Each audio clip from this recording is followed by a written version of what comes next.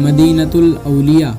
شہر احمد آباد اور اس کے مشائخ کی خدمات پر ایک نظر۔ نحمده ونسلم على رسوله الكريم اما بعد فاعوذ بالله من الشيطان الرجيم بسم الله الرحمن الرحيم ان الارض لله يورثها من يشاء من عباده والعاقبة للمتقين صدق اللہ العظیم۔ منصب حکمیت پر جلوہ افروز حکم صاحبان، اساتذہ کرام، نونہالان گجرات اور باشندگان احمد آباد، تاریخ ہند سے واقف ہر فرد پر یہ بات عیاں ہے کہ ملک ہندوستان کا ہر علاقہ اور خطہ اپنی سرسبزی و شادابی میں یکتا، اپنی رعنائی و زیبائی میں بے مثال، لہلہاتی وادیوں، آبشار ندیوں میں خوشگوار، اور تجارت و صنعت کے لحاظ سے پوری دنیا کے لیے نہایت ہی قابل رشک رہا ہے۔ مسلمانوں کی تگ و دوہ نے عموماً اور شاہان اسلام کی جد و جہد نے خصوصاً اس ملک کو ہر لحاظ سے بام عروج اور حد ثریا تک پہنچایا ہے۔ چنانچہ انہی شاہان اسلام اور مسلمان فرما رواؤں کی خدمت کا ایک نمونہ پیش کرنے کی غرض سے میں آج کی اس بزم میں صوبہ گجرات کے ایک ایسے شہر کا تذکرہ کرنے جا رہا ہوں جسے مشہور زمانہ شاعر فیضی نے رشک گلشن بہشت قرار دیا تھا، جس کی بنیاد ہی ایسے زاہدانہ اور درویشانہ انداز میں رکھی گئی کہ جس کی مثال نایاب نہ سہی تو کامیاب ضرور ہے۔ وہ شہر میرے اور آپ کے لیے کوئی اجنبی اور نامانوس نہیں، بلکہ وہ ہم سب کے دلوں کی آواز، تسکین روح کا ذریعہ اور آنکھوں کے لیے سرمئے شفا ہے، جس کے اصل بانی کا نام نامی سلطان احمد شاہ اور خود اس جگہ کو احمد آباد کہتے ہیں۔ گلستان احمد آباد کے شگفتہ پھولوں، احمد آباد کی عظمت بیان کرنے سے قبل یہ ذکر کرنا ضروری ہے کہ 9ویں صدی ہجری میں ہندوستان کا پایہ تخت دہلی سلطان محمد تغلق شاہ کے زیر اثر تھا۔ اسی زمانے میں ہندوستان میں عجیب و غریب ابتری پھیلی، جس کا اثر ملک کے دیگر علاقوں کی طرح سرزمین گجرات پر بھی پڑا۔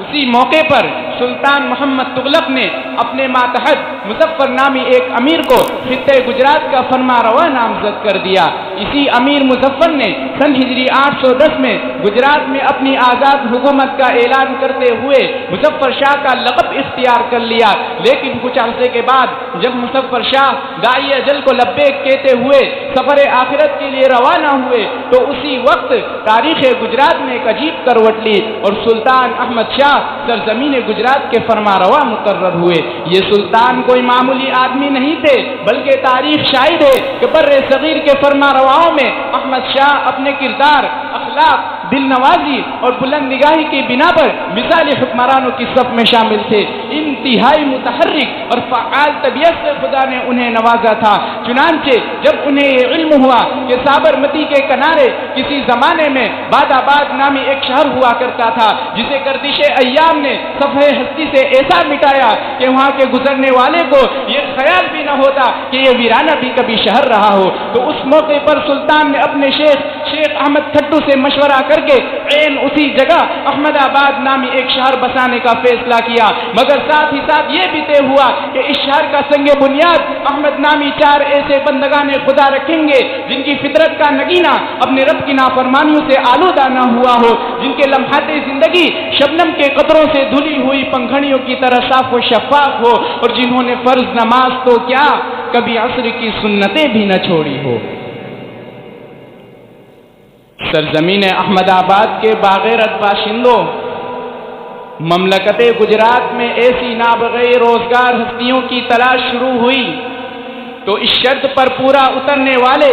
3 احمد نامی بزرگ ظاہر ہوئے، جن میں سے ایک قاضی احمد جو سرزمین پٹن میں مدفون ہے، دوسرے ملک احمد جو اس شہر میں کالو پور دروازے کے پاس آرام فرما ہے، تیسرے شیخ احمد کھٹوی جن کا مزار سرخیز میں واقع ہے۔ اس وصف کا حامل احمد نامی کوئی چوتھا عابد و زاہد بندہ جب نظر نہ آیا تو سلطنت گجرات کے فرما روا سلطان احمد شاہ خود آگے بڑھے اور فرمایا کہ بحمداللہ مجھ سے بھی زمانہ شعور سے لے کر اب تک عصر کی سنتیں کبھی نہیں چھوٹی۔ حضرات، یہ صرف لفظوں کی فسوکاری نہیں بلکہ تاریخ میں ثبت بزم رفتہ کی ناقابل انکار سچی حقیقتیں ہیں۔ چنانچہ انہی 4 درویشان خدا نے 7 ذی القعدہ سن ہجری 813 کو شہر کی بنیاد رکھی، جس کی تکمیل سن ہجری 816 میں کچھ اس طرح ہوئی کہ احمد آباد میں 360 محلے اور 500 عالیشان مسجدیں تعمیر کی گئیں۔ ایسے ہی بندگان خدا کے بارے میں کلیم عاجز نے کہا تھا، کوئی بزم ہو کوئی انجمن یہ شعار اپنا قدیم ہے، کوئی بزم ہو کوئی انجمن یہ شعار اپنا قدیم ہے، جہاں روشنی کی کمی ملی وہاں ایک چراغ جلا دیا، تجھے اب بھی میرے خلوص کا نہ یقین آئے تو کیا کروں، تجھے اب بھی میرے خلوص کا نہ یقین آئے تو کیا کروں، تیرے گیسوؤں کو سوار کر تجھے آئینہ بھی دکھا دیا۔ عزیزان ملت، احمد آباد کی آغوش میں بے شمار رونقوں، ان گنت یادگاروں اور اسلامی تاریخ کے جمال و زیبائی کی لا تعداد محفلوں کا خزینہ دفن ہے۔ احمد آباد نابغیر روزگار ہستیوں کا مرکز بھی رہا ہے اور ان کی تہذیبی جد و جہد کی منزل بھی۔ اگر صرف اس سرزمین میں مدفون اور اسے علمی و روحانی غذا فراہم کرنے والے بزرگان دین اور مشائخ وقت کی بات کی جائے تو یہ شہر مدینۃ الاولیاء کے نام سے جانا جاتا ہے۔ چنانچہ شاہ عالم و شیخ محمود بیگڑا، شیخ وجیہ الدین و شیخ عثمان، شاہ موسیٰ سہاگ و شیخ عزیز اللہ مندوی، شیخ نور الدین ضیاء اللہ و شیخ عبداللہ گوالیاری، شیخ بہاؤالدین و شیخ فخر الدین، قاضی شمس الدین اور علم الدین، یہ اور ان جیسے اہل دل یا تو احمد آباد کی سرزمین میں آرام فرما ہے یا کم سے کم ان کے علم کی ضیاء نے عرصہ دراز تک اس خطے کو روشن و تابناک بنایا ہے۔ جنہیں میں ڈھونڈتا تھا آسمانوں میں زمینوں میں، جنہیں میں ڈھونڈتا تھا آسمانوں میں زمینوں میں، وہ نکلے میرے ظلمت خانہ دل کے مکینوں میں۔ نہ پوچھ ان خرقہ پوشوں کی ارادت ہو تو دیکھ ان کو، نہ پوچھ ان خرقہ پوشوں کی ارادت ہو تو دیکھ ان کو، یدے بیضاں لیے بیٹھے ہیں اپنی آستینوں میں۔ مدینۃ الاولیاء کے خوش قسمت مسلمانوں، ایک قدم اور آگے بڑھائیے تو معلوم ہوگا کہ جب گجرات میں سلطان احمد شاہ کی خود مختار حکومت قائم ہوئی تو دربار شاہی میں ہر قسم کے علوم و فنون کے ماہرین بھی جمع ہو گئے۔ انہی کے فیض صحبت سے